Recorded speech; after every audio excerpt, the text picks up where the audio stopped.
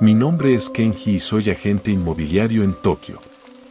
Trabajo para una empresa que se especializa en propiedades de bajo costo en la ciudad, lo que en Japón llamamos hikobuken, propiedades con problemas.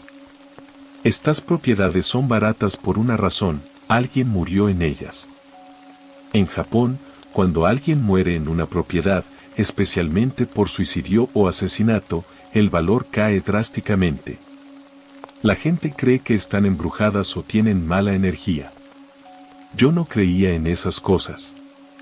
Para mí, era solo superstición. Hasta que me asignaron vender el apartamento 404 en un edificio de Shibuya. El número 4 en japonés se pronuncia así, que también significa muerte. Por eso muchos edificios en Japón no tienen piso 4 ni habitación 404. Pero este edificio viejo sí la tenía. El apartamento había estado vacío durante 3 años. 3 inquilinos diferentes lo habían rentado, y los 3 se habían ido antes de cumplir un mes. Ninguno explicó por qué. Mi jefe me llamó a su oficina. Kenji, necesito que hagas algo. El apartamento 404 lleva demasiado tiempo vacío. El dueño está presionando para que lo vendamos. Quiero que vayas, lo limpies, tomes fotos y lo pongas en el mercado lo más barato posible. ¿Qué pasó ahí? ¿Por qué se fueron todos los inquilinos? No sé. No dieron razones claras. Probablemente solo superstición por el número. Fui al apartamento un martes por la tarde. El edificio era viejo, de los años 80, pero estaba en buen estado. Subí al 4º piso por el ascensor. El pasillo del 4º piso estaba vacío. Silencioso. Demasiado silencioso. Llegué a la puerta 404. Saqué la llave y la abrí. El apartamento era pequeño, como la mayoría en Tokio. Un cuarto principal que servía como dormitorio y sala, una cocina diminuta, un baño. Quizás 20 metros cuadrados en total. Todo estaba vacío. Sin muebles. Sin decoraciones. Solo paredes blancas y piso de madera. Empecé a tomar fotos con mi cámara. Desde diferentes ángulos. Para el anuncio en línea. Cuando revisé las fotos en la cámara, noté algo extraño. En una de las fotos del cuarto principal, en el espejo del armario empotrado, había un reflejo. Una figura. Una persona parada detrás de mí. Pero yo estaba solo cuando tomé la foto. Borré la foto. Probablemente fue solo un error de la cámara, un reflejo raro de la luz. Tomé más fotos. Esta vez sin incluir el espejo. Terminé las fotos y empecé a limpiar. Barrer el polvo, pasar un trapo húmedo por los pisos, limpiar las ventanas. Mientras limpiaba el baño, escuché algo. Un golpe. Viniendo del cuarto principal. Me asomé. No había nadie. La puerta del apartamento seguía cerrada con llave desde adentro. Otro golpe. Más fuerte. Como si alguien estuviera golpeando la pared desde adentro. Hola, dije. ¿Hay alguien acá? Los golpes se detuvieron. Esperé. Silencio. Volví al baño a seguir limpiando. Entonces escuché la voz. Una voz femenina. Suave. Susurrando. Tazukete, Tazukete. Ayúdame, ayúdame. Salí del baño. La voz venía del armario empotrado. Me acerqué despacio. El armario tenía puertas corredizas de espejo. Podía ver mi reflejo acercándose. Abrí el armario. Estaba vacío. Solo perchas de metal colgando de la barra. Pero entonces lo vi. En la pared del fondo del armario había algo escrito. Con lo que parecía ser sangre vieja, marrón por el tiempo. Tazukete. Ayúdame. Y debajo, una fecha, 15 de agosto de 2018. Saqué mi celular y busqué información sobre ese apartamento. Encontré un artículo viejo de noticias. Mujer de 28 años encontrada muerta en apartamento de Shibuya. Posible suicidio. La fecha, 15 de agosto de 2018. El lugar, apartamento 404. La mujer se llamaba Yuki Tanaka. Había vivido sola.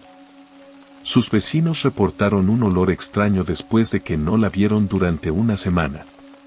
Cuando la policía entró, la encontraron en el armario. Se había ahorcado. Sentí que la temperatura del apartamento bajaba. Cerré el armario rápidamente y me dirigí hacia la puerta. Pero la puerta estaba cerrada. Con llave. Desde afuera. Imposible. Yo había cerrado desde adentro. Intenté abrir. No cedía. Hola. ¿Hay alguien ahí?, grité golpeando la puerta. Silencio. Saqué mi celular para llamar a alguien. No había señal. Esto no puede estar pasando, susurré. Escuché pasos detrás de mí. Pasos descalzos sobre el piso de madera. Me giré lentamente. No había nadie. Pero entonces las luces se apagaron. El apartamento quedó completamente oscuro. Las persianas estaban cerradas, no entraba luz de afuera. Encendí la linterna de mi celular. Y la vi. Parada en medio del cuarto, había una mujer. Joven. Pelo largo negro cubriendo su cara. Vestida con un camisón blanco. Exactamente como describen los fantasmas en las historias japonesas de terror. Tasukete, dijo con voz ronca. Yo no puedo ayudarte, logré decir. Ya estás muerta. Lo sé. Por eso necesito ayuda. Para irme. Estoy atrapada acá. ¿Cómo te ayudo? Encuentra a mi familia. Diles que lo siento. Diles que no fue su culpa. ¿Dónde está tu familia? En Osaka. Mi madre. Yoshiko Tanaka. Dile que la quiero. Que lamento haberla dejado. La figura empezó a desvanecerse. Espera. ¿Cómo salgo de acá? La puerta está abierta, dijo antes de desaparecer completamente. Las luces se encendieron. Corrí hacia la puerta. Giré el pomo. Se abrió sin problema. Salí corriendo del apartamento. No volví a entrar. Al día siguiente, busqué a Yoshiko Tanaka en Osaka. Encontré su número en las redes sociales. La llamé. Le conté que había estado en el apartamento de su hija. Que tenía un mensaje para ella. Ella lloró cuando le dije lo que Yuki me había pedido que le dijera.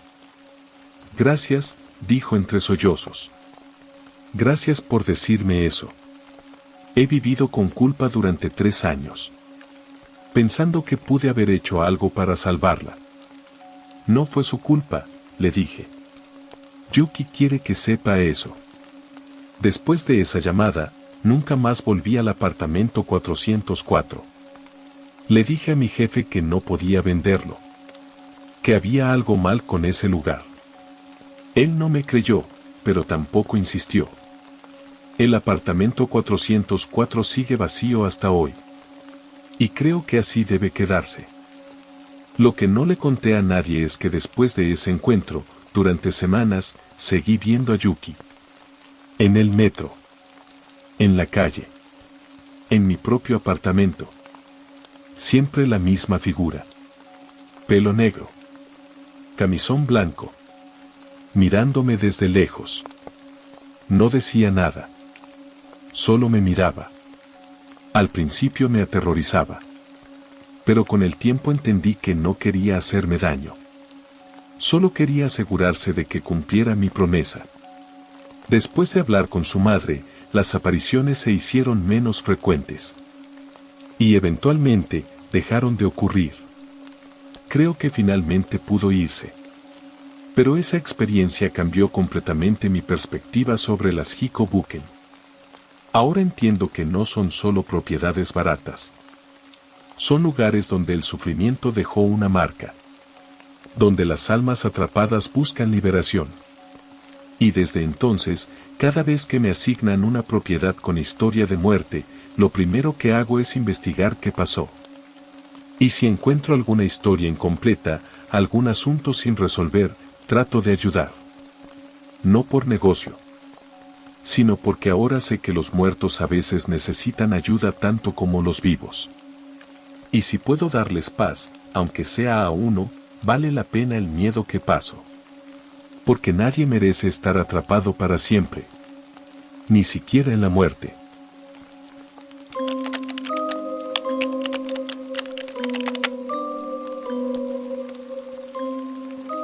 Me llamo Hiroshi y trabajo como guardabosques voluntario en el bosque de Aokigahara, al pie del monte Fuji. Es conocido internacionalmente como el bosque de los suicidios, uno de los lugares con mayor tasa de suicidios en el mundo. Cada año, decenas de personas entran al bosque con la intención de quitarse la vida. Mi trabajo, junto con otros voluntarios, es patrullar el bosque buscando personas en riesgo y tratando de persuadirlas de no hacerlo. También encontramos cuerpos. Muchos cuerpos. Es un trabajo emocionalmente devastador. Pero alguien tiene que hacerlo. Llevo 5 años como voluntario. He salvado a 8 personas. He encontrado 17 cuerpos. Pero lo que me pasó hace 2 meses fue diferente a todo lo que había experimentado antes. Era octubre, temporada de otoño. El bosque estaba hermoso, con las hojas cambiando de color. Pero también era la temporada con más suicidios. Algo sobre el cambio de estación parece atraer a la gente desesperada. Estaba haciendo mi patrulla habitual un martes por la mañana. Camino por senderos marcados, buscando señales, mochilas abandonadas, cuerdas, notas, cualquier cosa que indique que alguien está ahí. A las 10 de la mañana, encontré algo. Una mochila negra colgada de un árbol. Y debajo, zapatos alineados cuidadosamente. En Japón, cuando alguien planea suicidarse, a menudo deja sus zapatos alineados perfectamente. Es un signo cultural de respeto y finalidad. Llamé inmediatamente a mi compañero Takeshi por radio. Encontré señales. Sector B, 7. Mochila y zapatos. Voy a buscar. Ten cuidado. Llama si encontrás algo. Me adentré fuera del sendero, siguiendo marcas en los árboles. Ramas rotas. Pisadas en el musgo. El bosque de Aokigahara es denso. Los árboles crecen tan juntos que bloquean la luz del sol. Incluso de día, hay zonas completamente oscuras. Y hay un silencio extraño. Los pájaros no cantan. El viento apenas se escucha. Es como si el bosque absorbiera todo sonido. Caminé durante 20 minutos. Cada vez más profundo en el bosque. Y entonces lo vi. Un hombre colgando de un árbol. Joven, de unos 30 años. Vestido con traje de oficina. La cuerda alrededor de su cuello. Corrí hacia él, esperando que quizás todavía estuviera vivo. Pero cuando me acerqué, vi que era demasiado tarde. Su piel estaba gris. Sin pulso. Probablemente llevaba muerto varias horas. Me senté en el suelo, respirando profundo. Siempre es difícil encontrar a alguien que no pudimos salvar. Llamé a Takeshi. Encontré un cuerpo. Necesito que llames a la policía. Entendido. ¿Estás bien? Sí. Solo, dame un momento. Mientras esperaba a la policía, noté algo en el bolsillo del hombre. Un sobre. Debatí si debería tocarlo o dejar todo para la policía. Pero la curiosidad me ganó. Saqué el sobre con cuidado. Adentro había una carta escrita a mano. Decía: ¿a quién encuentre esto? Me llamo Koji Yamamoto. Tengo 32 años. Trabajé como empleado de oficina en Tokio durante 10 años. Me estoy quitando la vida porque ya no puedo soportar la presión, la soledad, la sensación de ser invisible. Pero si estás leyendo esto, quizás tú también estés considerando hacer lo mismo. Por favor, no lo hagas. Busca ayuda. Habla con alguien. Hay otra salida. Yo ya tomé mi decisión. Pero vos todavía tenés tiempo. No seas como yo. Era una carta de suicidio, pero también una carta de prevención. Me quedé mirándola durante largos minutos. Koji sabía que otras personas vendrían aquí con las mismas intenciones. Y quiso dejarles un mensaje. La policía llegó 1 hora después. Cortaron el cuerpo, lo documentaron, se lo llevaron. Yo me quedé con la carta. Se la mostré a mi supervisor. Esto debería ser público, le dije. Koji quería que su mensaje llegara a otros. No podemos publicar cartas de suicidio. Podría inspirar a otros. Pero él está tratando de prevenir. Lo siento, Hiroshi. Las reglas son claras. Guardé una copia de la carta. Contra las reglas, lo sé. Pero sentí que era importante. 2 semanas después, volví al mismo sector del bosque para mi patrulla regular. Y encontré a alguien vivo. Un hombre joven, de unos 25 años, sentado al pie de un árbol. Tenía una cuerda en las manos. Disculpe, le dije suavemente. ¿Está bien? Me miró con ojos vacíos. Vine acá para morir. Lo sé. Pero no tiene que hacerlo hoy. ¿Por qué no? Porque todavía hay opciones. Todavía hay ayuda. Ya intenté buscar ayuda. Nadie entiende. Me senté a su lado. ¿Puedo mostrarle algo? Saqué la copia de la carta de Koji. Se la di. Él la leyó en silencio. Cuando terminó, tenía lágrimas en los ojos. Él se sentía como yo. Sí. Y tomó una decisión que ya no puede revertir. Pero vos sí podés. Todavía tenés tiempo. El joven se quedó en silencio durante varios minutos. ¿Realmente cree que hay esperanza? Sí. Absolutamente. ¿Qué hago? Primero, salimos del bosque. Después te llevo a un centro de ayuda. Hay gente que quiere ayudarte. Solo tenés que dejarlos. Lentamente, dejó caer la cuerda. Está bien. Voy a intentarlo. Salimos juntos del bosque. Lo llevé al Centro de Prevención de Suicidios en Fujiyoshida, la ciudad más cercana. Los consejeros se hicieron cargo de él. No sé qué pasó con él después. Por reglas de privacidad, no puedo hacer seguimiento. Pero salvé una vida ese día. Gracias a Koji. Gracias a su última voluntad de ayudar a otros incluso en su muerte.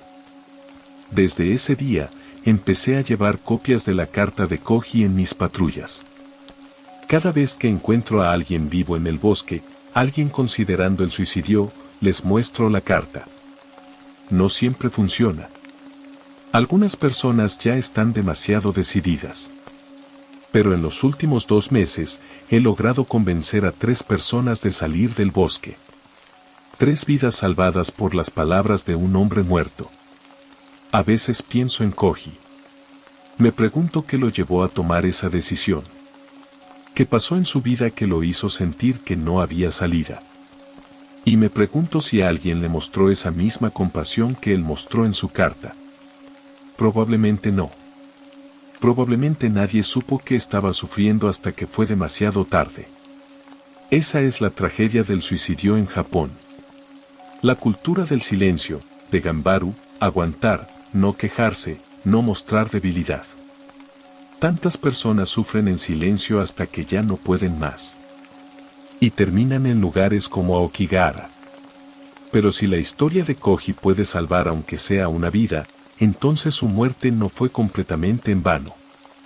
Todavía patrulló el bosque cada semana. Todavía encuentro cuerpos.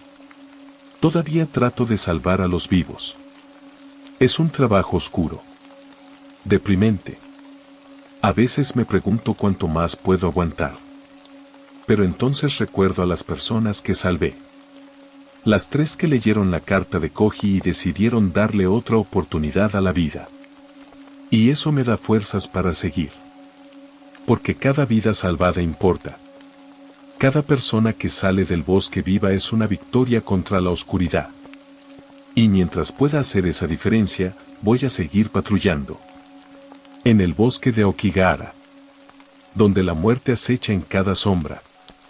Pero también donde la esperanza, a veces, encuentra un camino.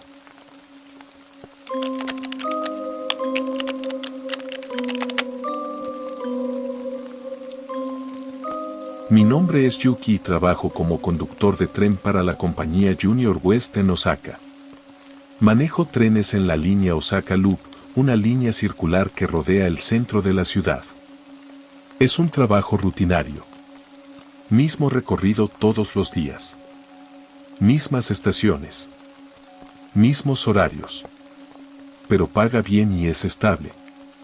El último tren sale a las 12:30 de la mañana de la estación de Osaka. Lo llaman el Suden, el último tren. Es cuando todos los que perdieron el último tren regular intentan llegar a casa. Normalmente está lleno de salarimen borrachos, estudiantes que salieron tarde, trabajadores nocturnos. Pero hace 3 meses, tuve un turno diferente. Me asignaron el último tren de un martes. Normalmente los martes son tranquilos, menos gente que los viernes o sábados. Salí de la estación de Osaka a las 12:30 exactamente, como siempre. El tren estaba medio vacío, quizás 40 pasajeros distribuidos en 8 vagones. Todo transcurría normal. Primera parada, Fukushima. 10 personas bajaron, 5 subieron. Segunda parada, Nishikujo. 8 bajaron, 2 subieron. Tercera parada, Bentencho. 3 bajaron, ninguno subió. Y así fue hasta que llegamos a Tsuruashi, la 7ª estación. Ahí pasó algo raro. Cuando las puertas se abrieron en Tsuruashi, vi a alguien en el andén. Una mujer. Joven, de unos 20 y pico de años. Vestida con un kimono tradicional blanco. Raro. Nadie usa kimono a medianoche en un martes regular. Ella subió al último vagón. Lo vi por las cámaras de seguridad del tren. Cerré las puertas y continué hacia la siguiente estación. Pero entonces recibí una llamada por radio del centro de control. Yuki, tenemos un reporte. Pasajeros del vagón 7 dicen que hay alguien actuando de forma extraña. ¿Podés verificar? Entendido. Voy a revisar en la próxima parada. Llegamos a Momodani. Paré el tren, activé los frenos y fui caminando por el pasillo que conecta los vagones hacia el vagón 7. Cuando entré, todos los pasajeros estaban apiñados en un extremo del vagón. Mirando hacia el otro extremo. ¿Qué pasa?, pregunté. Un hombre me señaló. Esa mujer. Algo está mal con ella. Miré hacia donde señalaba. La mujer del kimono blanco estaba sentada sola en el otro extremo del vagón. Inmóvil. Con la cabeza agachada, el pelo negro cubriendo su cara. Me acerqué despacio. Disculpe, señorita. ¿Está bien? No respondió. Me acerqué más. Señorita, si no se encuentra bien, puedo llamar asistencia médica. Lentamente, levantó la cabeza. Y cuando vi su cara, sentí que la sangre se me helaba. No tenía ojos. Solo cuencas vacías y oscuras. Su boca estaba abierta en una sonrisa imposiblemente ancha. «Gracias por llevarme», dijo con una voz que sonaba como 1000 voces susurrando al mismo tiempo. Retrocedí, tropezando. Los otros pasajeros gritaron. «Todos salgan del vagón». «Ahora», ordené. Los pasajeros salieron corriendo hacia el vagón anterior. Yo lo seguí y cerré la puerta que conectaba los vagones. Llamé al centro de control. «Tenemos una emergencia. Vagón 7. Necesito que detengan el tren y envíen seguridad». ¿Qué tipo de emergencia? No sabía qué decir. ¿Cómo explicaba lo que acababa de ver? Hay alguien perturbado en el vagón 7. Potencialmente peligroso. Entendido. Detenete en la próxima estación. Seguridad estará esperando. Volví a la cabina del conductor. Mis manos temblaban mientras conducía hacia la siguiente estación, Tamatsukuri. Cuando llegamos, había 4 guardias de seguridad esperando en el andén. Les expliqué la situación, omitiendo los detalles más extraños. Entraron al vagón 7 con cautela. Yo esperé afuera, observando por las ventanas. Unos minutos después, uno de los guardias salió. «No hay nadie en el vagón 7». «¿Qué?» «Imposible. La vimos todos. Revisamos todo el vagón. Está completamente vacío.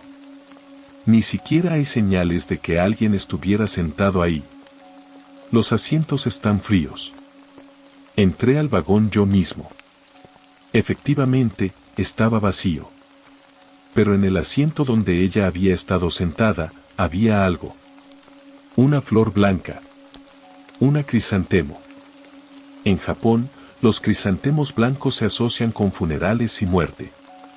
Uno de los guardias la vio. Eso no estaba ahí cuando revisamos hace un momento. Nadie quería tocarla. Finalmente, uno de los guardias la recogió con un pañuelo y la puso en una bolsa de evidencia. «Vamos a reportar esto», dijo. Pero probablemente solo fue alguien haciendo una broma. Terminé el recorrido esa noche, pero todos los pasajeros habían decidido bajarse en Tamatsukuri. El resto del viaje lo hice con el tren completamente vacío. Al día siguiente, investigué sobre incidentes en la línea Osaka Loop. Y encontré algo. Hace 5 años, en la estación de Tsuruasi, una mujer joven se arrojó a las vías justo cuando un tren estaba entrando. Murió instantáneamente. Vestía un kimono blanco. Estaba yendo a su boda cuando su prometido la llamó para cancelar todo. Desde entonces, hay reportes ocasionales de pasajeros que ven a una mujer en kimono blanco en el último tren. Siempre sube en Tsuruasi. Siempre desaparece antes de que el tren complete el círculo. Reporté lo que encontré a mi supervisor. Él me miró con cansancio. «Yuki, no sos el primero que reporta algo así. Ha pasado antes. Probablemente no va a ser la última vez». ¿Y no hacemos nada? ¿Qué podemos hacer? Exorcistas vinieron hace 2 años. Hicieron ceremonias. Dijeron que la purificaron. Pero las apariciones continuaron. Entonces, ¿solo la ignoramos? No la ignoramos. Pero tampoco podemos detener el servicio por esto. Si ella aparece de nuevo, solo, seguí tu ruta. Ella nunca ha lastimado a nadie. Durante las siguientes semanas, cada vez que conducía el último tren, miraba las cámaras con especial atención en la estación de Tsuruasi. Y efectivamente, 2 semanas después, la vi de nuevo. La mujer del kimono blanco. Subiendo al vagón 7. Esta vez no fui a confrontarla. Siguiendo el consejo de mi supervisor, solo continué la ruta. En la siguiente estación, revisé las cámaras. Ella seguía sentada ahí. Inmóvil. Estación tras estación, permaneció en el mismo asiento. Hasta que llegamos de vuelta a Tsuruasi, completando el círculo. Ahí, se levantó. Caminó hacia las puertas. Y cuando se abrieron, bajó, desapareciendo en el andén vacío. Y esa es ahora mi rutina. Cada vez que conduzco el último tren y veo a la mujer del kimono blanco subir en Tsuruasi, simplemente la dejo hacer su viaje. Un viaje circular. Eterno. Sin destino. Quizás está atrapada repitiendo su último viaje, el que nunca completó. Quizás está buscando a alguien que nunca llegó. O quizás solo quiere sentir, una vez más, lo que es estar viva. Moviéndose por la ciudad. Yendo a algún lado. Aunque ese algún lado sea ningún lado. Lo que me inquieta no es solo que la veo yo. Es que otros conductores también la han visto. Durante años. Hablé con un conductor veterano, Tanaka-san, que lleva 20 años en la compañía. Ah, la mujer del kimono blanco, dijo cuando le mencioné. Sí, es una vieja conocida. La he visto al menos 50 veces. ¿No te asusta? Al principio sí. Pero después de tantos años, es casi como una pasajera regular. Sé cuándo va a aparecer, noches tranquilas, martes o jueves, cuando hay niebla. ¿Alguna vez intentaste hablarle? Una vez. Cuando era joven y estúpido. Me acerqué y le pregunté si necesitaba ayuda. Ella levantó la cabeza y, bueno, ¿viste lo que hay bajo ese pelo? Nunca más volví a acercarme. ¿Por qué la compañía no hace nada? ¿Qué pueden hacer? Es Japón. Hay espíritus en todas partes.